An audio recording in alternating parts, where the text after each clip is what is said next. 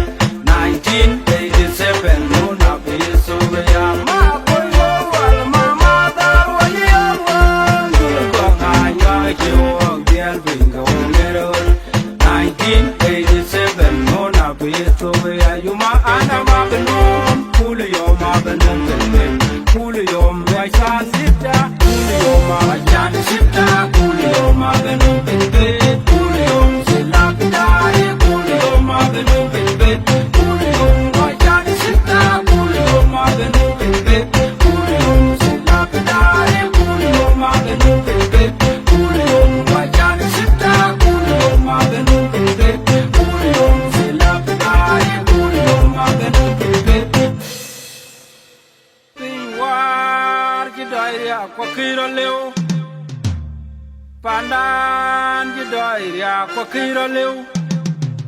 na tamo puji ka chero ya poj benite magade ka chero ya leu ago pa podria kadia en ji wen ma bior jal kuler bongo ka garbino kwani na bol de hu yom nwan ban ma char ku kir ma yadit a chima du jalwe le blogada ago lele ka bubyo ago cha ping waya ku jol ko pomet aye diktor mayrano sudana ngany penban ku bugu yige jadid aywa sudana bungai sudana buwer be bu yor madapya aye banjon tol sudana ngany ku penban ku bugu yige jadid aywa sudana bungai sudana buwer be bu yor madapya Marta un matiang nit kon wogo piwo ji yom gong dul gong anyak yo dial pin ka wongerot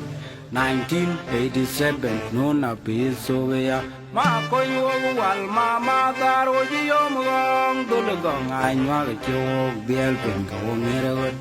1987 nuna piso ya yuma hana ma benu